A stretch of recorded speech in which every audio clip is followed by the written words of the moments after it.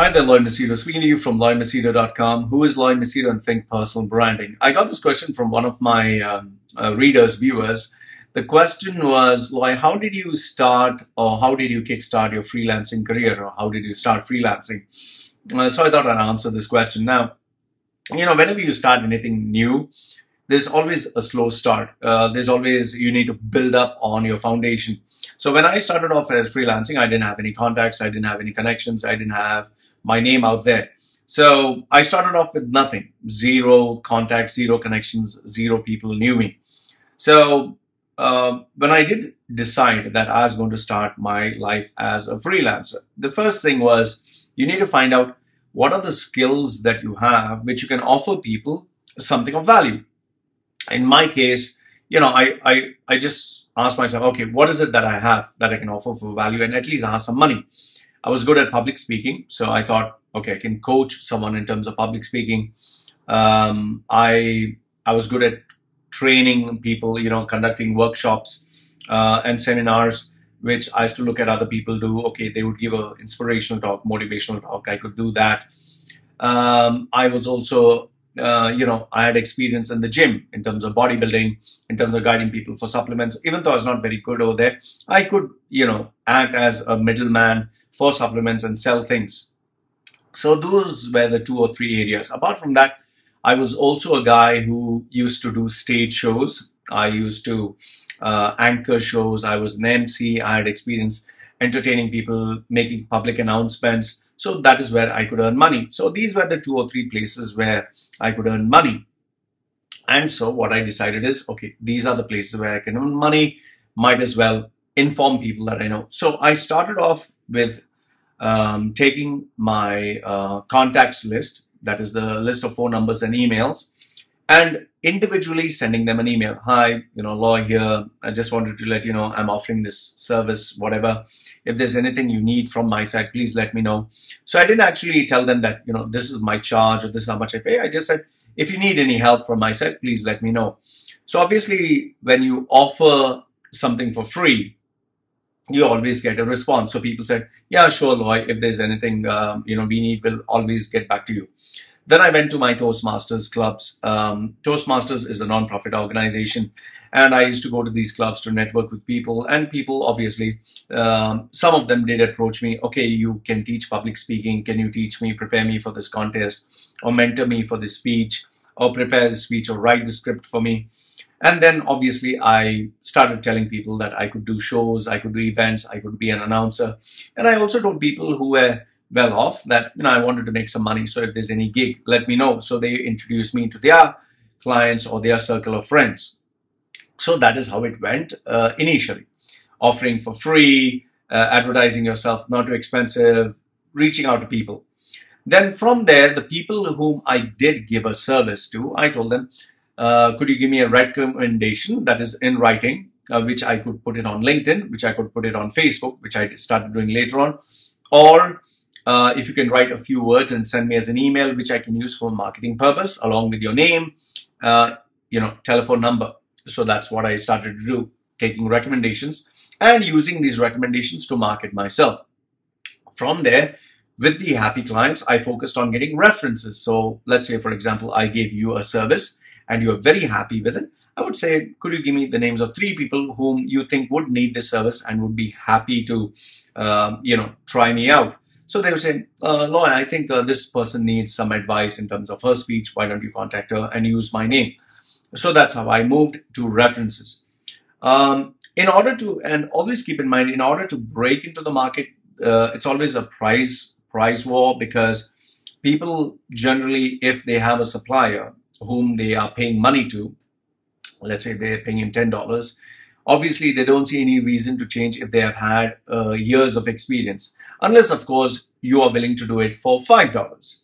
So, people would say, okay, Lloyd, I'm normally giving this guy to print my cards, let's say business cards.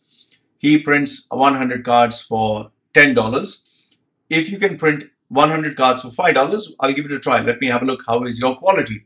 So, I slashed on my price in order to break into certain markets. And, as you keep asking, you keep getting more references. So initially there was this trial and error where I would see public speaking, I would see stage shows, I would do consulting for gym, exercises and all that. And then after a period of 1 year, I had an Excel sheet whereby I asked myself, okay, every month, how many inquiries did I get? How many leads asked me? Okay, for what service? Where did I make what amount of money? January, okay, I made so much from public speaking, so much from stage shows. February, March, April, May. So overall, when you see 1 year's time, you need to have it in writing. When you see an Excel sheet, you'll come to know, okay, I made X amount of money from public speaking in total and Y amount of money from doing stage shows. So obviously, you'll come to know where do you earn more money. And the name of the game is always to do that work or offer that service where you get more money, because that is what makes sense. Obviously, after 1 year, I found out that public speaking was not paying me very well. It was a lot of work. I had to put in a lot of effort. I had to mentor them, spend time with them, coach them, but they were paying me very less money, like, just $20, $25. And that is for 1 to 2 hours of work.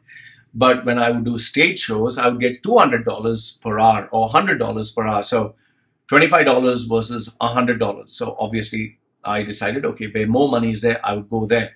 And that is how I started improving. Then obviously, once you start knowing where more money is there, you ask yourself, okay, how can I up my game? How can I get paid more money? So obviously, I started experimenting by asking people, what more service can I offer you? So people started saying, okay, instead of just being an announcer for the stage, can you handle the event? Can you handle, let's say, promoters? Can you help me with the sales? I'll pay you more money here.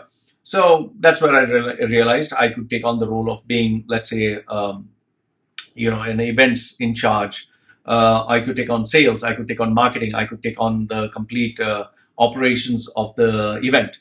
From there, I moved on to, conducting training programs. I also found out that how can I add more value to what I speak? So that is when I started to read books and share knowledge. And then people started to say, Loy, if you can, I don't have time to read a whole book.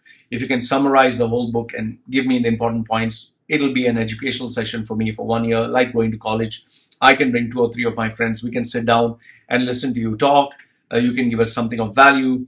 We don't mind paying, $10 or $20 just for, 1 to 2 hours. So people would pay money and we would use this money to buy snacks and everything else. So I was making a little bit of money over there. Then obviously the circle expanded. I started to have more people who call themselves students. And from there, obviously, I increased the amount of money that I would charge per session. It started moving to where people would pay $500 per session. Okay, that would be like 4 to 5 hours when I'd hold an event. So that's how I started moving in the case of being a freelancer. And obviously, as you offer more and more services, as you invite people for free, give them a lecture, give them, let's say, value-added service, send them interesting articles and videos, people look at you as a one-point solution where they can come to you for, their requirements, and that is where they trust you. So that's how I started my freelance journey, and that's how I built things up. I believe just like a snowball effect, anyone can also do this. It's all about taking one step at a time and building on your contacts, building on your leads, and building on the people who want to deal with you. You become a trust agent and people start trusting you with their money and they know that you offer them value. So in a nutshell, all I would say is find out what are the skills that you have which you can offer in terms of value, how you can add value to people's lives and give them what they want. And then tell them, I'll help you make your resume, or I'll prepare you for interview skills, or I'll, share this knowledge with you. What is the minimum that you can offer me in terms of, let's say, 1 hour? What's the minimum? So people will tell you, this is my budget, this is what I can spend. And that's how you chalk out a deal. And eventually, through experience, you'll find out how you can negotiate a deal, how you can make a contract. You'll learn how you can get the money, through what means, what is the discount you can offer, what is the maximum, what is the minimum. And that's how you learn to become a better freelancer. So I hope this adds value to you in terms of your freelance journey. If you have any questions, please feel free to ask me. I'll be more than happy. Put your questions in the comment section below. Like the video, give it a thumbs up. Don't like it, thumbs down. And yeah, if there's any way I can add value to you, let me know. I'll be more than happy. So Loy from Machedo.com, who's Loy Machedo and Think Personal Branding, sharing with you his freelance journey. Let me know your thoughts. This is me signing off for now. Take care.